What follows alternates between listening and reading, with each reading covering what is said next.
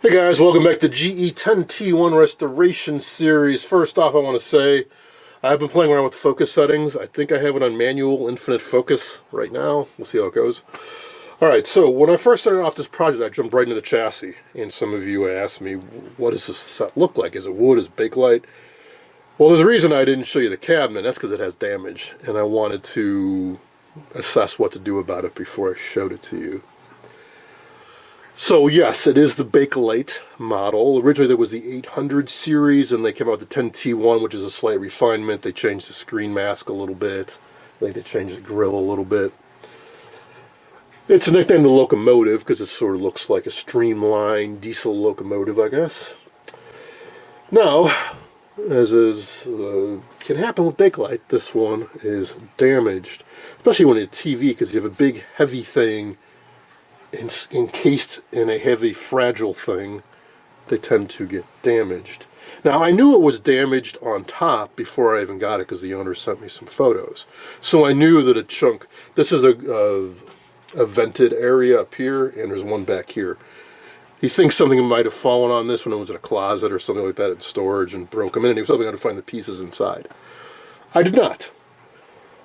What I did discover when I pulled the chassis, took the front off, is that the side fell off. And in doing so, well, I'm pretty sure I know why. This was damaged a long time ago and repairs were made a long time ago, and the adhesive they used was not the right kind of adhesive. It looks like they used rubber cement, mucilage, something like that. It's still even a little bit flexible. That is not what you want to use on this. Actually, what I find to be the best is super glue and the old school stuff, not the gel, not the long set stuff, the old very thin stuff that sets up quickly. What you want to do is clean up any debris, press the two pieces together as tight as you can, dry, put painter's tape over it if you can to hold it together, and wick in the adhesive on the backside. There were some hairline cracks on here forming, and I did that. It's so thin it will wick right down in there, and it does a fantastic job. Some guys will go back over this and reinforce it with epoxy or score this, and maybe put a little bits of wire in here. I find super glue is so darn strong. The porous nature of this, it just does a phenomenal job. It's like super glue was made for this. However, where there was the old mucilage stuff, I know that's sealed in the pores. If I try to put super glue over this, it's not going to work. I'm hoping I can use acetone and clear this off.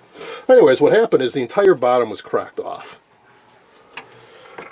which doesn't leave a whole lot holding the side on. The piece up here was also cracked off, and I can see that it also has rubber cement on it, so that had failed.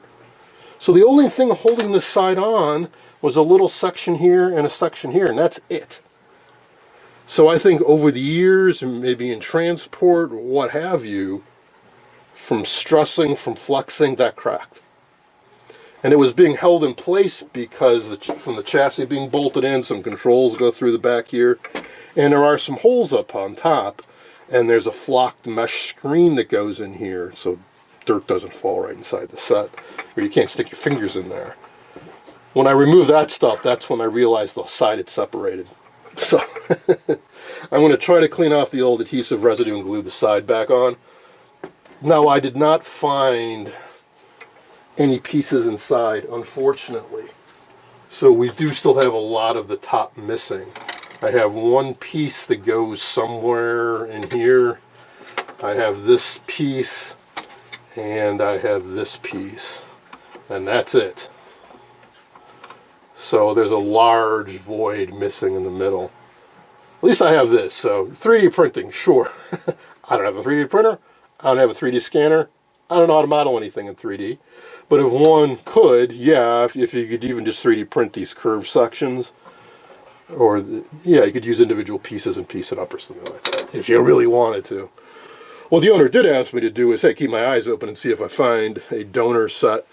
The problem with all these bakelite sets is, whether it's a radio or TV, inevitably, there are more chassis than there are perfect cabinets. So I'm going to patch this up as best I can, and we'll go from there. Let me clear this off and I'll show you what the front looks like, which fortunately, that's the money piece. That's what people are going to see, and it's in pretty good shape. Much better shape than this.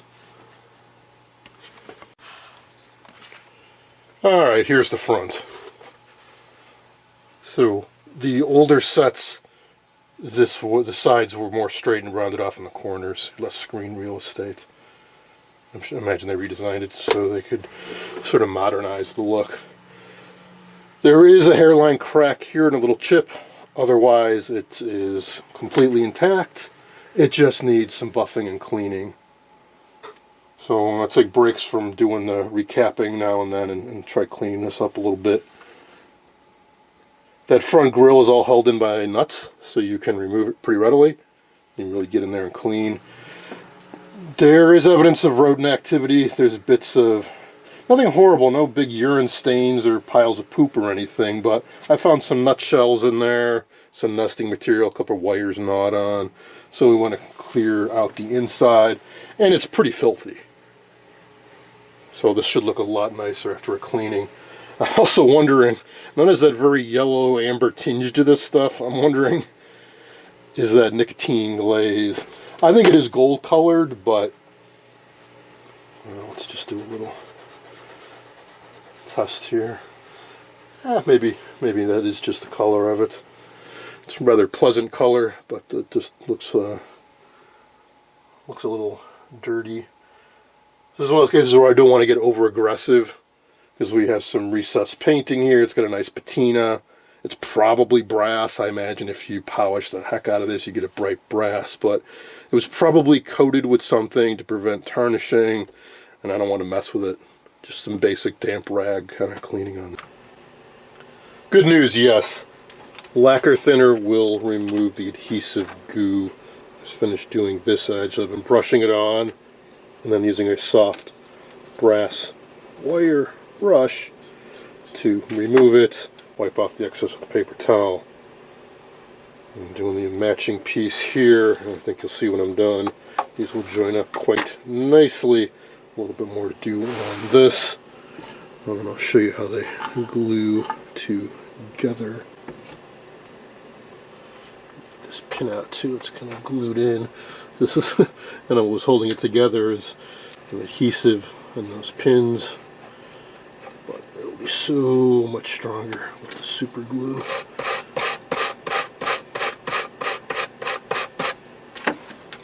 Now there will be some little bits of voids and cracks after the gluing process. You can fill those in. Simple way to do it is with a wax stick, like for repairing furniture scratches. Get a good dark brown wax stick and just rub it across and fill it in.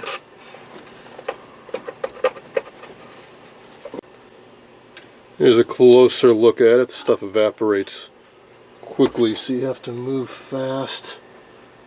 Brush it on. Let it sit for a moment. Scrub it a little. Wipe it off. Just about got it all off. So that nice cleaned edge. Let's see, this will match up like so.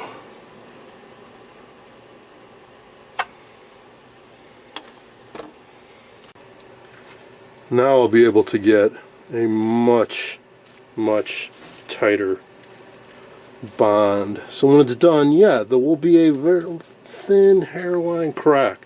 If you apply some good car wax, carnauba, the harder stuff, not beeswax, it'll fill that in. It'll make it less noticeable. I think it'll be fine. A lot better than that mucilage, gooey stuff that was not really doing a good job anyways. Now, I'm going to put this aside for now, and what I'm going to try doing is actually cleaning some undamaged parts of the cabinet. So I'm anxious to see how nice this will look in the good areas. Alright, I'm just going to go right on this main side here. I have a half-gallon bottle of Novus No. 2 polish. My go-to for cleaning and polishing bakelite. Nice microfiber cloth. Get some more here. And Let's just go right to it.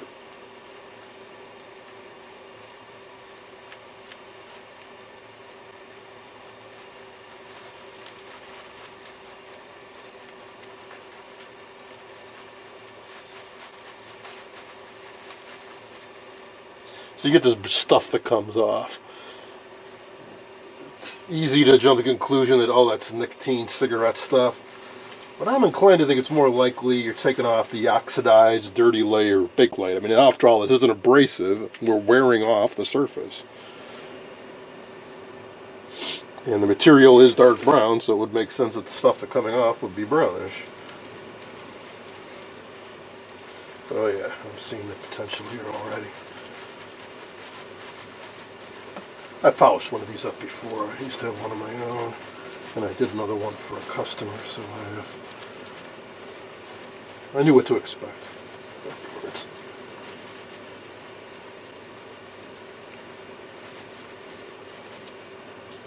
So this is what I'm talking about, this stuff.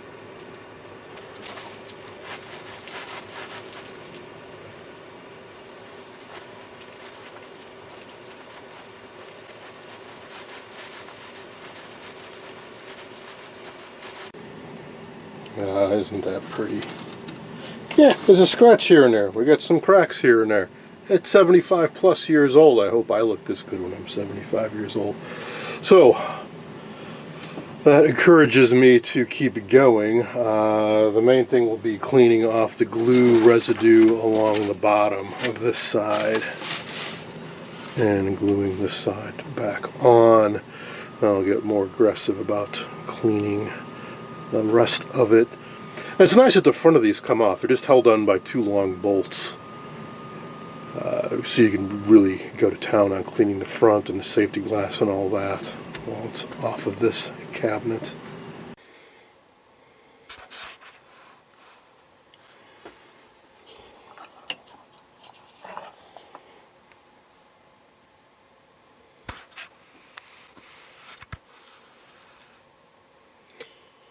Alright, here it is, basically all back together. I think you can see why it broke in the front.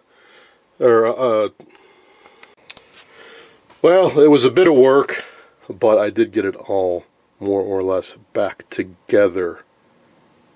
I think you can see in the front here, with a section that's being broken out, on this front, it was just this strip about 3/4 of an inch wide across the top that was holding these two sides together in the front.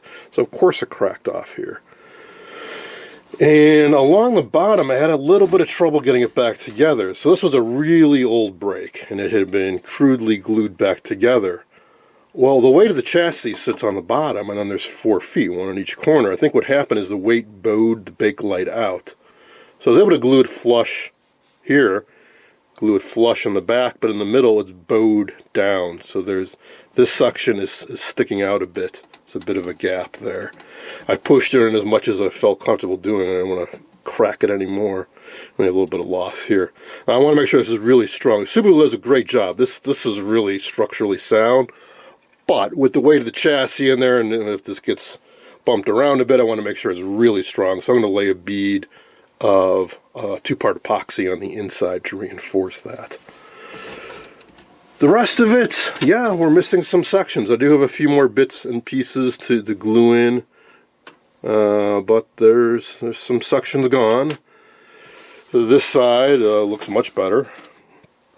So one thing I could do is, yeah, I could slap in some Bondo and I could sand it, I could prime it, and I could paint it.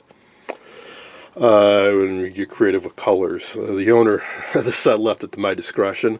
I'm inclined to leave this as is, and I'll show you why. It's because the front section looks pretty darn good, and it has a good match to the surface. Generally, my philosophy when I do these restoration projects is to not try to improve upon the design using modern techniques. I don't like to modify the circuitry very much, if at all. And I'm not a huge fan of putting on artificial finishes, polyurethane, or painting things wild colors. And if there are flaws, like this had some fragile bakelite areas, they're very often broken out. That's the life it had. That's what happened. That's an inherent design flaw. Why try to pretend it was anything other? Here's the front, and so I was saying this is in. There are no. This didn't break apart, and this mates up to that. When I polish this up a bit, it will match this even better.